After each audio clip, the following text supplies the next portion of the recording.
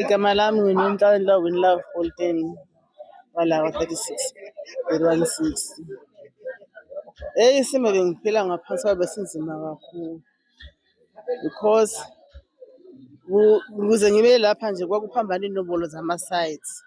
Mayiphambana iy'nombolo zama-sites, kwathola ukuthi lo munye umakhelwane lo usefuna ukwakha.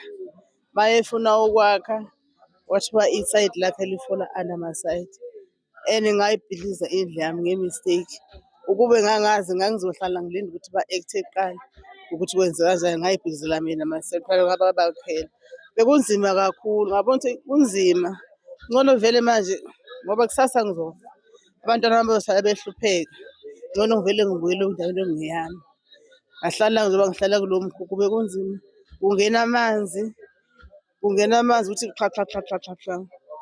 Nge-Valentine's Day kwaba yi-surprise for me. Uma ngiphuma ngihamba ngekhaya.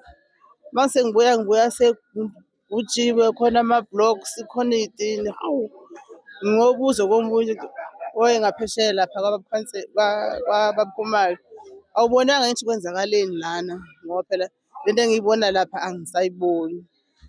Hhayi bese qhamuka ukuthi ubaba Khumalo. Into engayikhala lapho,